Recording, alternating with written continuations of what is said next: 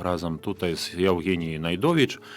Вось мы запрасілі да нас, можна сказаць, незвычайнага чалавека з аднаго боку і звычайнага чалавека з другого боку.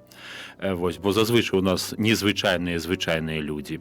І сёння у нас у гасцях отец Евген Усошин, святар грэка-каталіцкай царквы. Хвала Христу. Слава навеки. Вітаю вас у нашай праграме. І зазвычай, калі мы кагосьці запрашаем, яны перш за ўсё распавядаюць нам пра тое, як яны дайшлі да гэтага моманту, што вось у нашай студыі прысутнічаюць як святары. А распачынаецца іх аповедь зазвычай ад дзяцінства, ад таго моманту, вось наколькі яны сябе памятаюць. І робяць гэта дзеля таго, каб нейкім чынам не проста паказаць і распавесці людзям сваё жыццё, але каб паказаць людзям, што чалавек у сваёй звычайнасці сапраўды незвычайны, і гэтае служэнне, гэтае пакліканне, яно кранае чалавека ў розных момантах ягонага жыцця і таксама кранае розных людзей, абсалютна розных, што гэта справа не чалавечая, а Божая. І вось таксама сёння гэтае вось пытанне, звычайнае пытанне, як жа ж гэта было ў дзяцінстве? З якой сям'і, адкуль вы паходзіце? Ці можна трохі распавесці? Падаецца, што ў яго не было дзяцінства. Такі сур'ёзны чалавек. Я нарадзіўся ў Мінску, у сям'і, як умоўна гаворачы, змешанай. Моя мама, яна паходзіць, прыехала сюды ў дзяцінстве ў Беларусь разам з сям'ёй афіцэра, які да гэтага служыў на далёкім усходзе. Сам паходзіў з Донбасу цяперашняга, вельмі такое дзіўнае і доўгае, складанае жыццё. Тады было у ўсіх людзей, яны раз'язджалі па шматлікіх краінах, нават бо моя маці нарадзілася ў Кітаі. Але я нарадзіўся тут ужо. Мой бацька з тутэйшых, з Крупскага раёна, трошкі далей, за Барысаў. І, канешне, ў тыя часы, калі нарадзіўся ў 76-м годзе, тыя часы былі шмат у чым нерэлігійныя. Моя сям'я паходзіла з усходняй Беларусі, адна частка, другая зусім з такога асяроддзя, якое не было нейкім чынам звязана з рэлігіяй. Ну, хіба што толькі мою бабулю калісьці ў Расіі, яна жыла там побач цяперашняга Ніжняга Новгарада, выгналі з камсамолу за тое, што яна была хроснай на хросце, святкай хросту у праваслаўнай царкве. Но але яна не была веруючая, моя сям'я зусім не была веруючая, абсалютна. Пра Бога я чуў толькі на Пасху, нават не ведаў, што ёсць такое свята-раство доўгі час, але ведаў, што ёсць Пасха, бо Пасху фарбаваліся яйкі, як вядома. І гэта адзіная была моя згадка пра Бога з ранняга дзяцінства, што гаварылі часам некаторыя «Христос воскрос», так? «Христос воскрес» у той час. Гэта адзінае, што я... Але дзіцё сталела трошкі, набіралася вопыту жыццёвага, сустракаўся са сваімі сябрамі, якія гаварылі, што ёсць такое штосьці такое хрост. Ці верыш ты ў Бога? Ўжо тады задаваліся пытанні. Аб гэтым сябры гаварылі? Канешне, у школе. Вось, не ведаю такіх рабят. Я таксама з таго ж часу, і я не памятаю такіх, каб такі казалі. Ну, я памятаю інакш. Я памятаю, што мяне выклікалі на лінейкі у сувязі з тым, што мяне дружыннікі злавілі пад касцёлам. Вось.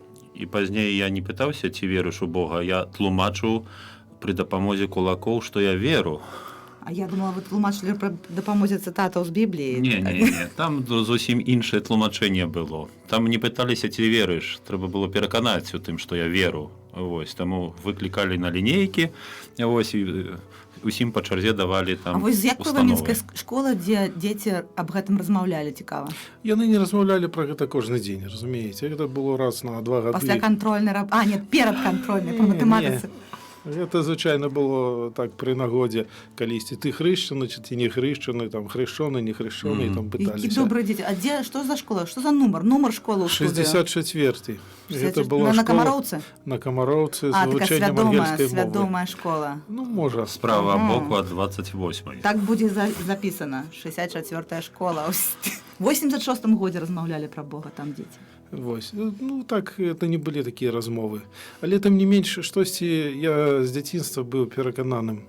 Значит, перакананым, наколькі можна гаварыць пра дзіцячыя гады, але быў тым, хто не вызнаваў Бога. Але быў у мяне нейкае такое прасвятленне ў гэты час, нейкі такі вопыт духоўны, які хіба што тыдням мерыўся. В глыбокім дзяцінстве я неяк падумаў, раптам ён ёсць, і пачаў на нейкія свае дзіцячыя малітвы гаварыць, зрабіў сабе крыжык з пруціка. Нешта як у Паскаля, а вдруг ён ёсць. А вы які крыжык зрабілі? Я просто зрабіў крыжык вось такі? такого кшталту, так, звычайны. Ну і... Але гэта перайшлося хутка, і да гэта пытанне не паўставала да таго часу, пакуль я не пачаў сталець ужо знаходзіць сябе у, скажем так, у грамадстве. Так? Калі дзіця дарастае, становіцца падлеткам, падлетак шукае сябе ў грамадстве, пачынае цікавіцца іншымі рэчамі, чым толькі сям'я або нейкія там рэчы, якія яму патрэбныя там для вучобы або для вольнага часу. А ў нас быў цікавы час сталення, гэта якраз 80-е гады, пачатак перабудовы, розная інфармацыйная хваля тады накрыла ўсіх людзей, все пачалі шмат чаго новага даведвацца. Пачынаючы ад Кашпіроўскага і Чумака. Канешне, нават ад Карла Таро, тым больш, што моя цёця, яна была, працавала ў бібліятэцы і часам прыносіла розныя часопісы, там навука і рэлігія, ці там нешта падобнае, і я там чытаў пра ўсё, што заўгодна. Ад егіпецкай кнігі мёртвых да Карла Таро, да хрысціянскіх нейкіх рэчаў або фантастычных расказаў, якія расказвалі. Куды вашы бацькі глядзелі? А яны, дзіцё чытае.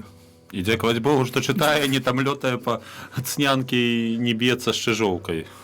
Ну, тады мы жылі ў цэнтры, мы асабліва там гэтым не займаліся. Ага. А кнігі юнага атэіста не было у вас у хаце, не?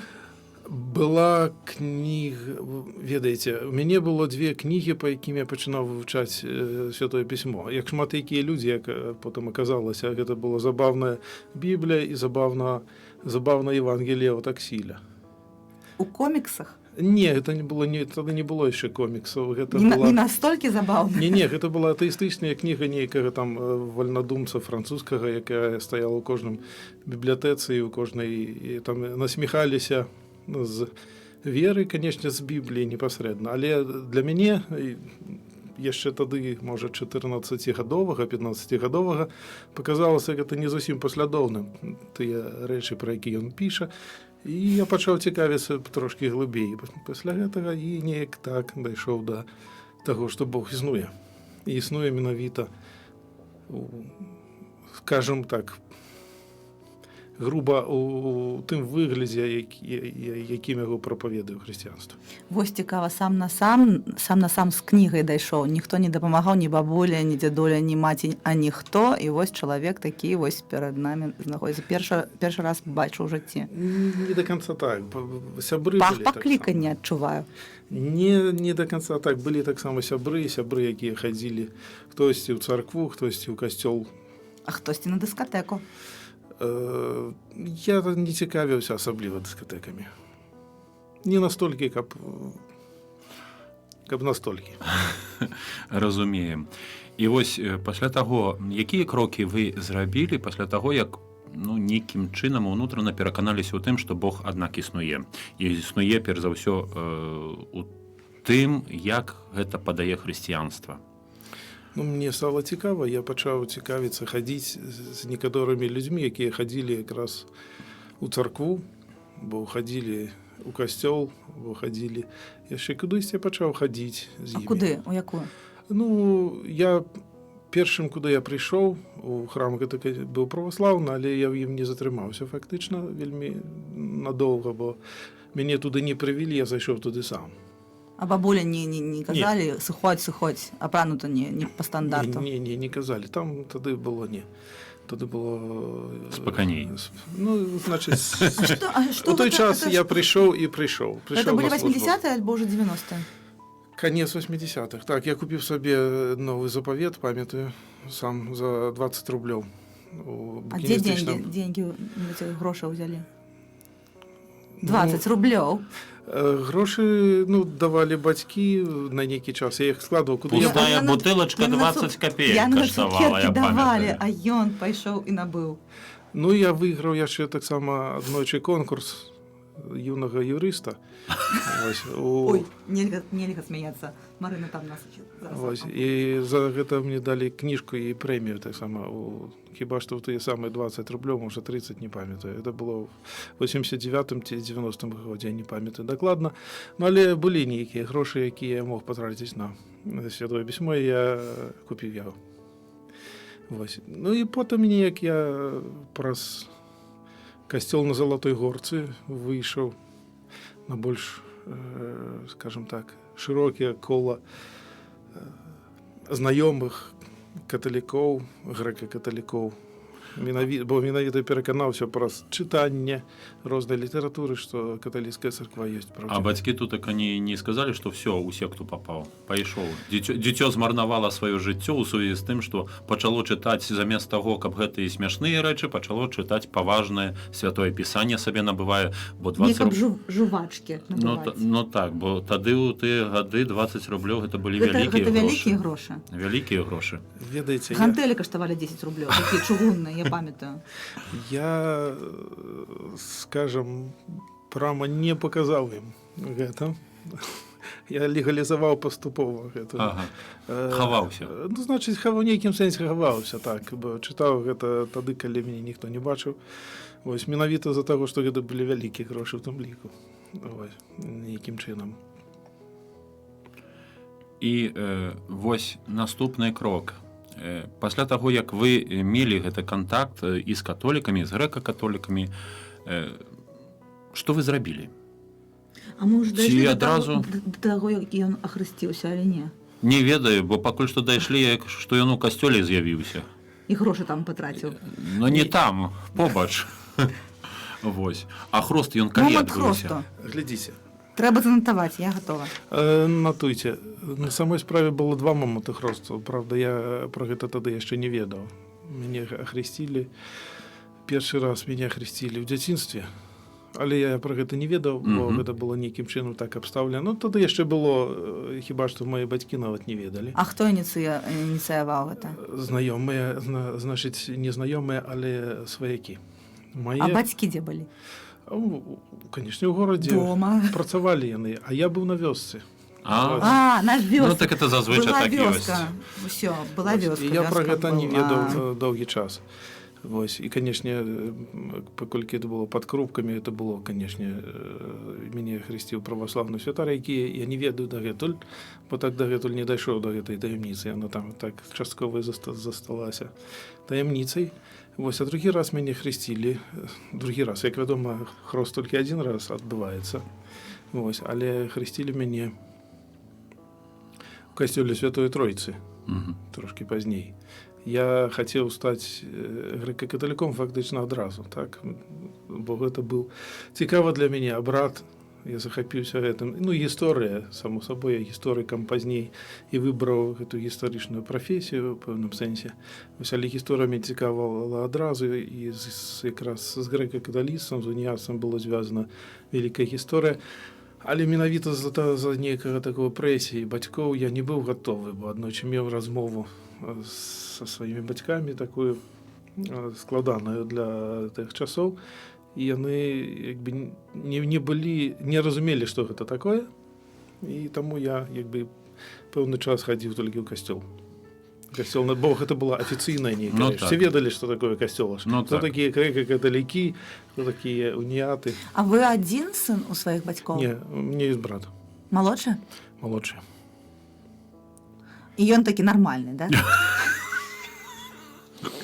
А не так, як вы з кніжкамі бавіліся. Што мне адказаць? Не, ці нармальна, ці не. Бавіўся з кніжкамі?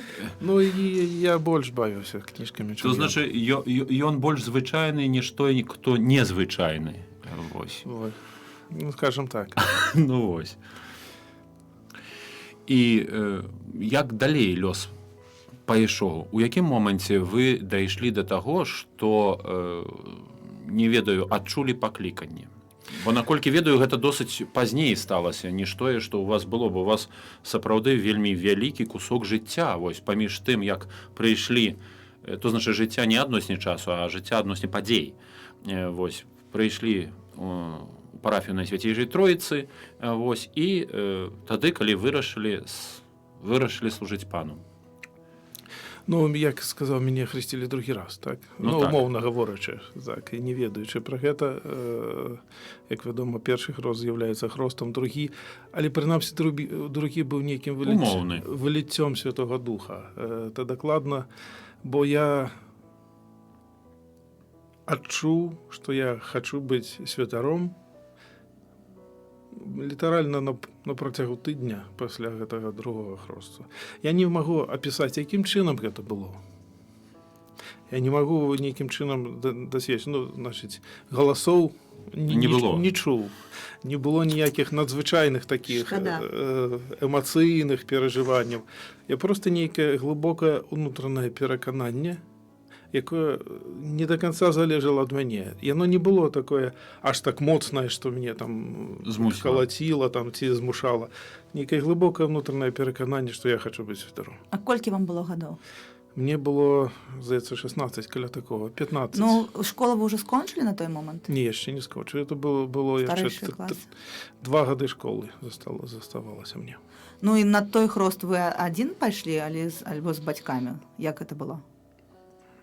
Я пайшоў адзін, але бацька прысутнічаў. Ён проста, бо я некалькі ўжо хадзіў там на працягу года, магчыма, з перапынкамі нейкімі.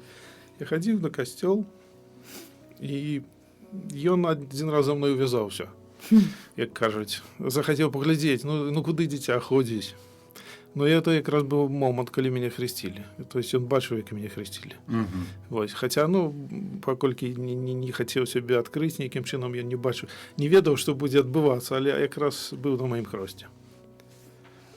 Тайна пакрытая мракам. Не. Тут пан Бог сам дзейнічае нейкім чынам, і маю надзею, што будучыня пакажа, навошта гэта ўсё адбывалася. Надо ж было яшчэ так бацькоў схаваць. Куды? Ну, каб яны не прысутнічалі, а ні пры чым. Не першы раз, і не другі, і другі так цікава.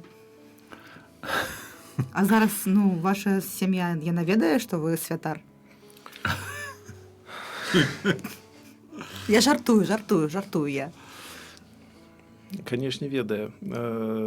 Все ведаюць, і дзеці, і жонка ведае, што я святар, і маці з бацькам таксама, бо на свячаннях маіх святарскіх яны ўжо прысутнічалі. Канешне, все. А вось стаўленне брата да таго, што вы пашлі ў касцёл, яно нейкім чынам было як? Абыякавым ці аднак таксама, бо я ведаю, што часамі здараецца такая сітуацыя, што малодшыя заўсёды нейкім чынам за старэйшым цягнуцца альбо падцягваюцца. Вось, бо я па сваіх братах таксама ведаю. Бо ў той самую касцёл, напрыклад, пасля мяне пачалі усе падрад. І браці прыходзяць, і сёстры прыходзяць, вось, на Золотую горку. Вось, а як у вас? Ці у вас разбежаліся гэтыя шляхі паміж вамі? Ведаеце, як-небудзь запросіце брата в гэтую студыю. Я думаю так, у кожнага свой шлях, я думаю, што кожнага Бог у свой час ён прывядзе да сябе нейкім чынам. Я не скажу, што мой брат далёка ад Бога, ён хрышчаны, ён вернік, але кожны верыць, як ён верыць. Кожнага вера. Я не скажу, што ў мяне вера лепшая за веру майго брата, скажем так. Я чытала інтэрв'ю ваше, тое, вось, з якога я даведалася, што вы 76-го года нараджэння. Дык вось там так былі апісаны вашы шляхі да святарства такія крыху крывенькія, такія і праз грузчыка, і праз там журналіста, і праз выкладчыка, і тое сёе, і потым нарэшце вось святар. Ну, тады я мушу паясніць. Так уж паясніце, калі ласка. Пакліканне, якое зарадзілася менавіта тады, я пачаў рыхтавацца нейкім чынам да думкі пра святарства. Але паступіў в універсітэт. Ну, університет гэта трошки іншае жыццё, так, чым жыццё зусім. школьніка, зусім. То есть іншыя знаёмствы, іншыя, як вядома, студэнты жывуць трошки іншым жыццём. Яно, як бы я ад гэтага аддаліўся, нават радзей пачаў хадзіць у храм, у царкву або ў касцёл. Радзей пачаў хадзіць. Нашмат часам бывало, што я год не быў толькі ад адной Пасхі да другой Пасхі было То такое. гістарычны факультэт з вами такое зрабіў? Не, гэта зрабіла спосаб жыцця. Са мной такое зрабіў. Гістарычны факультэт не, бо на гістарычным факультэце мяне называлі ці маршалам. Вось. Мракабес, это было моя нейкім чынам такая мянушка некаторы час. Вось. Я заўсёды быў палітычна, я быў заўсёды каталіком, вельмі паслядоўным. Вось.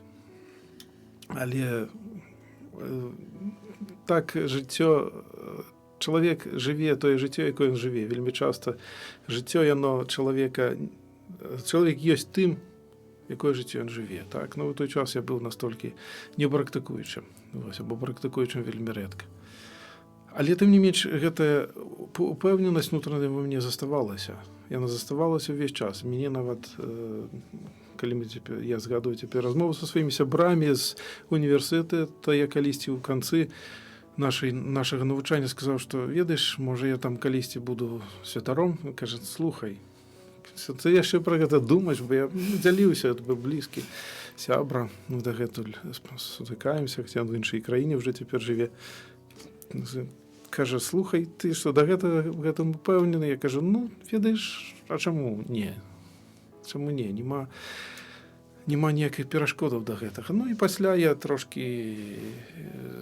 калі закончыў універсітэт, працаваў там, дзе працаваў, што апісана у той артыкуле. Не, я вам потым пакажу. Не, гэта лепш не чытаць. Не было пара размеркавання. Той артыкул трошкі выпукліў, як кажуць. Ён такой дрэнны артыкул, я б яго спаліла бы. Такую рэч, значыць, гэта была пэўная частка майго жыцця, якая не з'яўляецца самай галоўнай на той час. Я ўжо быў пасля універсітэта, паміж вучобай ў універсітэце і працай у адной з газетаў, у выкладанні, там яшчэ, ну, вельмі кароткім, правда, у ліцэі. То есть гэта быў перыяд жыцця, але гэта не быў там галоўны, што я там якім чынам я на мне паплыла, хаця даў нейкі жыццёвы вопыт у іншым асяроддзі, чым тым, да якога я прывык. Вось. Я зразумеў, што людзі ўсюль ёсць добрыя. Вось. Таму гэта вельмі добры вопыт, а тым не менш ён не быў такім для мяне галоўным у жыцці. А вось галоўны ў жыцці вопыт, это які, як вы лічыце вопыт, які, скажем так, беспасрэдна папхаў вас, вось, накіраваў у семінарыю вучыцца?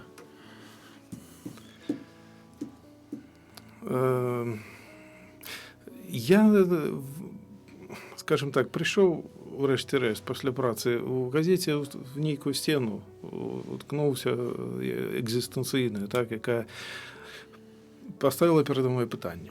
Так, што мне далей рабіць? Так, бо асаблівых поспехаў я не дасягнуў, значыць, але хацеў нейкім чынам вырашыць, куды мне далей пайсці. Не знаходзіў сябе, умоўна гаворачы, вырашыў пайсці ў семінарыю, зрэалізаваць пакліканне, тым больш, што я ізноў пачаў практыкаваць актыўна у грэка-каталіцкай царкве асаблівым чынам.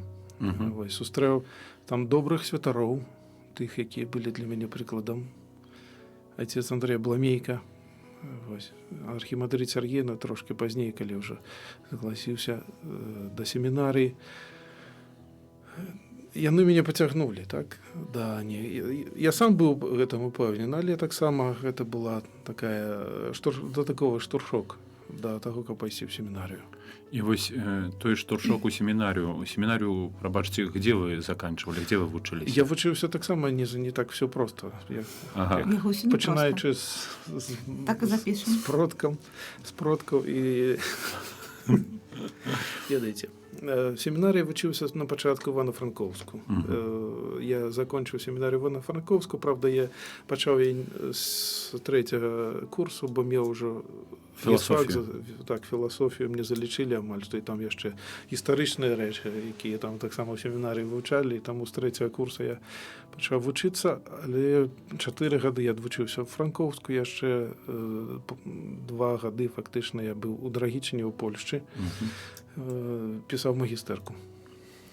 І вось той момант, калі вы сутыкнуліся з жыццём семінарыйным. Бо, вядома, чалавек ужо больш-менш устаўлены ў жыцці, ну, бо працаваў, меў магчымасць таксама паглядзець, як гэтае жыццё адбываецца знешне і так далей.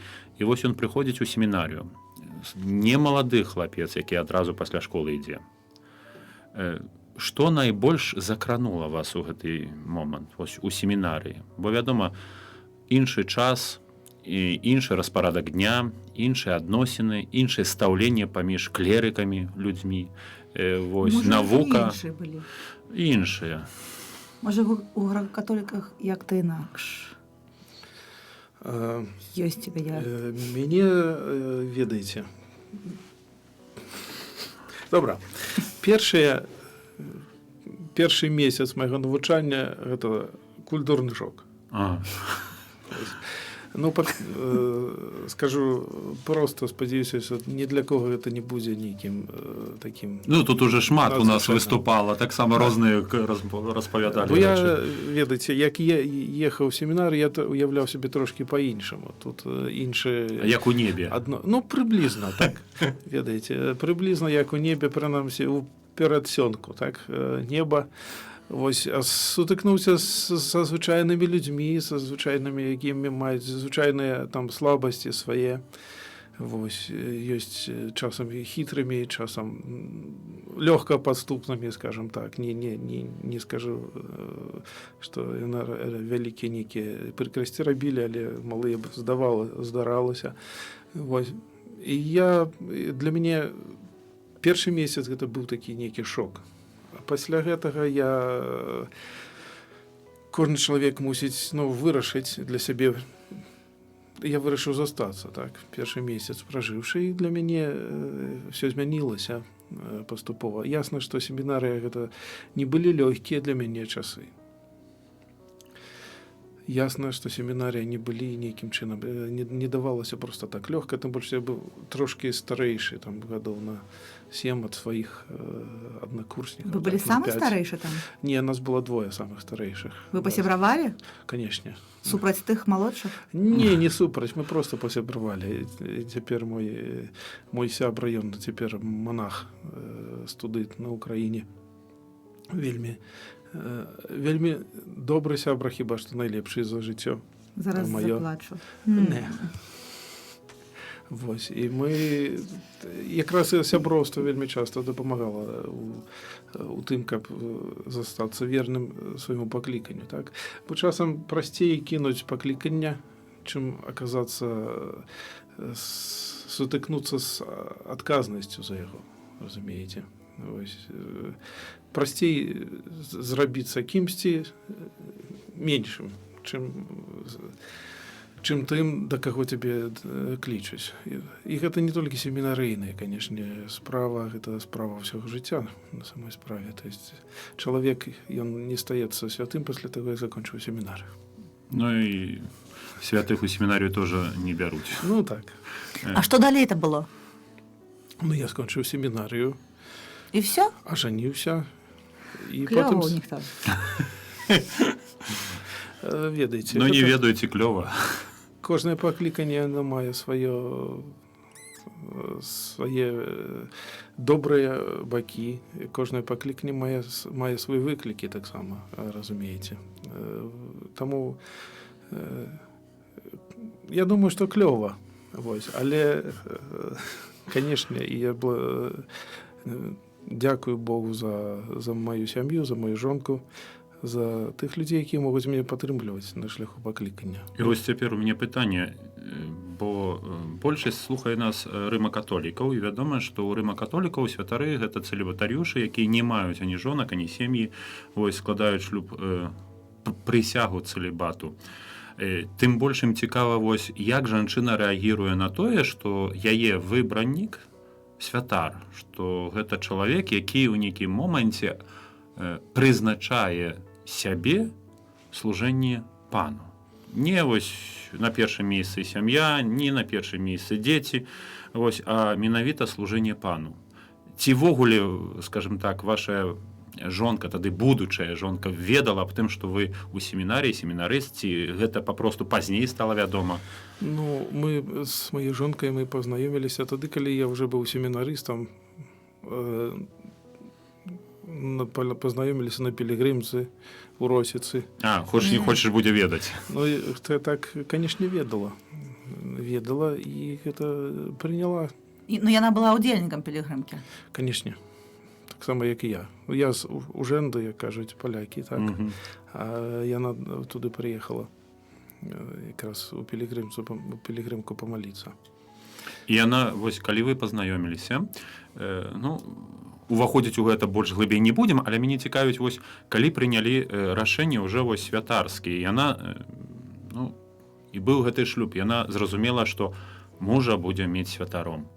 Бо гэта не проста ваш адказнасць, гэта таксама і яе адказнасць, якую яна дзеліць разам з вамі. Гэта трэба запрасіць яе сюды. І запытацца. Чым яна, дарэчы, займаецца? Яна працуе звычайнай свецкай працай. Свецкай працай? Так, звычайнай свецкай працай. Мне вось працай. гэта было цікава. Я яшчэ хочу дабавіць, што жонка кандыдата да святарства, нават да дыяканства, яна мусіць напісаць афіцыйную заяву, што яна не супраць таго. Ну, гэта як у Рыма каталікоў адносне дыяканства таксама ёсць. Ну так, што не супраць таго, што каб муж яе быў святаром. А што будзе, калі напіша, што не супраць? Значыць, не пасвяціць таго кандыдата. Такіх не бывае. Бывае. Не. Так. Я не ведаю, ці бывае. Я не буду арбітрам вашай спрэчцы, але просто не пасвяць, бо гэта адказнасць супольная за пакліканне, за тое, каб чалавек. Сям'я гэта вельмі, можа, гэта вельмі добрае сведчанне таксама сучаснаму свету, так? Як сям'я, як супольнасць тых людзей, якія ёсць двое, так, які ёсць разам, а не проста які ёсць побач жывуць. Як той першасны касцёл, першасная такая ячэйка касцёла. Вось. Ну і даходзім да таго моманту пасвячэння. Вось, дзе яно адбылося? На святара, на прэзбітара мяне свяцілі ў маладэчне. Так, у маладэчне тады якраз адбываўся, не памятаю, што адбывалася, адным словам, прыехалі біскупы з усёй Европы, мяне пасвяцілі першага за, здаецца, 200 гадоў першага грэка-каталіцкага святара, якога пасвяцілі на тэрыторыі Беларусі. Менавіта гэта быў я. У нас былі дагэтуль святары. Ну, бачыце, я думаю, што нават 7-й, калі я не памыляюсь, а можа 8-й. 98-й. Я як гісторык маю праблему. 2009, конечно. Ага, 2007. 2007. Ось, нам падказваюць 2007. Вось, ну, бачыце, у меня як у гісторыка праблемы з датамі. Ну, да гэтага нашыя кандыдаты свяціліся, але яны свяціліся па-за межамі Беларусі. Это было так, атрымалася, што я быў першым, хто быў пасвечаны на тэрыторыі Беларусі. Пасля мяне таксама ўжо былі святары, так, але такі дзіўны выпадак. Першапраходца. Гэта не маю сваёй заслугі. Увогуле у нас святароў грэка-каталіцкіх у Беларусі? 15. 15? З тымі, хто, значыць, зараз вучацца дзесьці в ад'ездзілі 15. Слёзы. Гэта вельмі многа. Апостолаў было менш. Ну так. Ну да. І цяпер вось адносне вашай працы святарскай, бо вядома, што гэта служэнне, але яно адрозніваецца ад служэння святара Рыма каталіцкага. Чаму? Бо яно злучана са служэннем не толькі касцёлу, не толькі царкве, не толькі, скажам, супольнасці касцёла, але таксама і служэнне сям'і.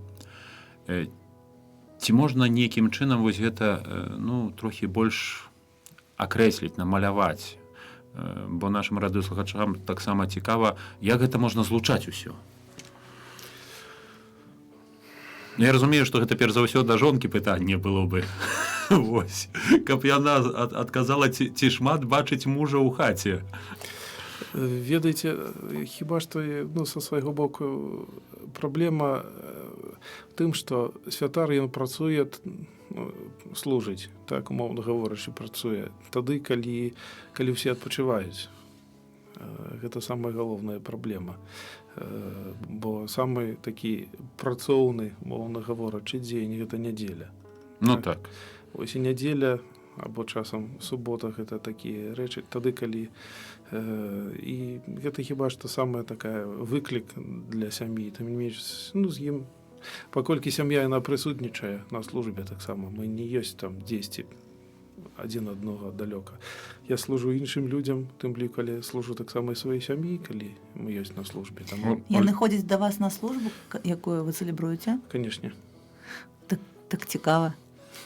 А вось гэта эмацыйнае, скажем, не ведаю, дзяленняся, выгаранне, тое, што святар павінен, скажем, нейкім чынам прысвячаць людзям, і прысвячаць сваім дзецям, сваёй жонцы.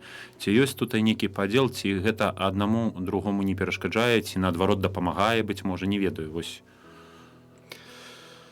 Гэта такое глобальнае пытанне, якое трэба адказваць не адзін раз, а перад гэтым трэба вельмі доўга падумаць. Часам бываюць, як і ва ўсіх праблемах, так што знешнія праблемы, яны кідаюць цень, скажем так, на жыццё ў сям'і. Таксама стан у сям'і, ён кідае, магчыма, адбіваецца на працы. Это ва ўсіх так ёсць. Я узгадваю той момант, калі, прабачце, што ўвайду ў слова, калі прыйшоў перад святой імшой, вось, бо служу таксама на Ржынькі З6, там у вас у капліцы грэка-каталіцкай, і сустрэў там айца Александра, які, зусім ніякі. Я говорю, што здарылася, што сталася, чаму так ты не уяўляеш, што значыць, калі дзеці хварэюць. Вось, усю ноч не спаўшы. У такім фармаце нашай перадачы жонка і дзеці гучаць гэтыя словы. Напэўна, ніколі не было. Так, не было, толькі што гэта таксама пакліканне, якое ёсць, і хочаш, не хочаш, яно прысутнічае таксама ў касцёле каталіцкім. І ведаць аб гэтым, дасведчваць гэта таксама належыць. І, жыць гэтым таксама належыць. Я думала, што калі твой муж святар, то з ім немагчыма пасварыцца. Ведаеце, што? Ён такі павінен быць такі адразу, нічога, ўсё добра. Я шмат якім маладым сем'ям, которые прыходзяць да мяне, і кажуць, што яны хочуць пабрацца шлюбам, так, павянчацца. Я ім адным з першых, калі мы пачынаем размовы нейкія, то я ім гавару, прыводжу прыклад, які, можа быць, ён калісьці быў, але звычайна гэта такая прыпавесць, так, што прыходзяць маладыя людзі да святара і гавораць, ведаеце, мы хочам пажаніцца, ён добра, кажа, і пытае першае пытанне, вы сварыліся? Кажу, не, вы, як жа мы можам сварыцца, мы ж хочам пажаніцца, тут мы ж адзін аднаго кахаем, любім і гэтак далей. Ён кажа, так ідзіце, пасварыцеся, памірыцеся, а потым прыходзьце да мяне. Вось. Гэта ёсць нармальна, калі чалавек мае. І для мяне, як для сям'я, гэта супольнасць. Калі хтосьці адзін мае адны інтарэсы і погляд, і гэта ёсць нармальна. Это не армія, так, дзе ёсць загад, і ўсё. Кожны мае свае думкі, свае інтарэсы, і паспрачацца. Часам паспрачацца на вельмі... Да крові. Не, гэта ўжо перастань. Вось, гэта ёсць нармальна, як для мяне. Калі потым прыходзім да прымірэння, але я не скажу, што я занадта шмат сваруся са сваёй жонкай, абсалютна. Не, святыя таксама паміж сабой сварыліся. Пётр і Павел таксама разборкі рабілі.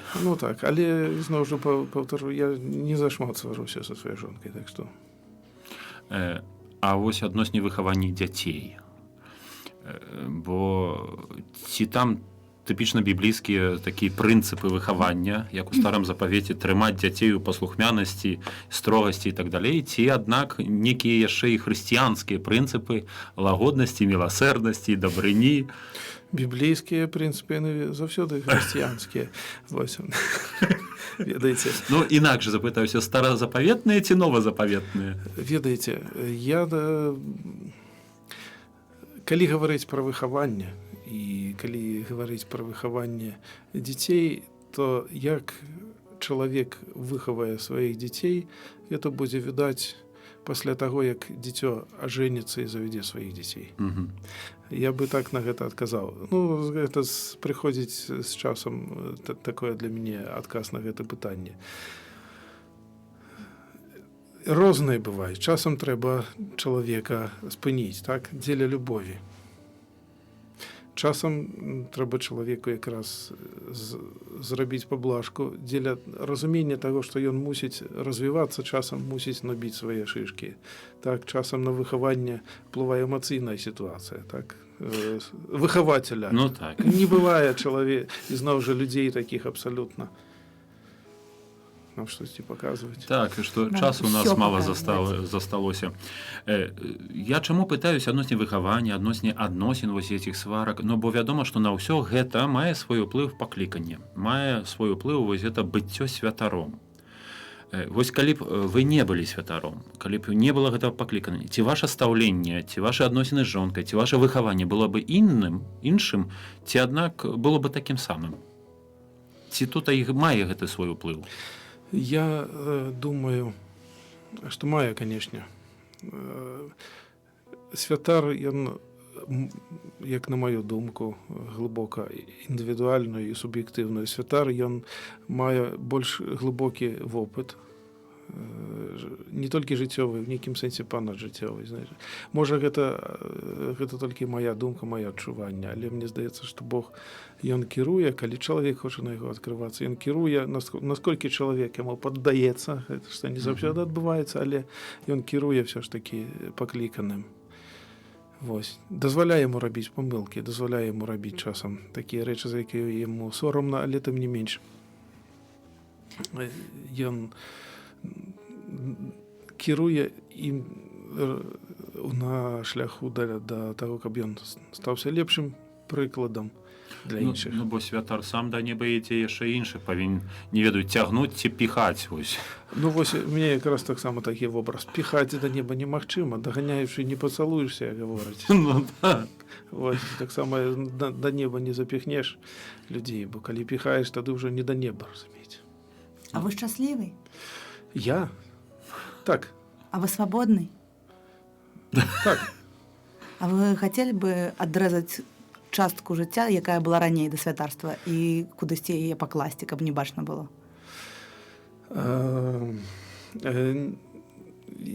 Я ведаю, што гэта немагчыма, таму гэта не мае сэнсу адказваць на гэта А пытанне. інтэрнэт гэта добра?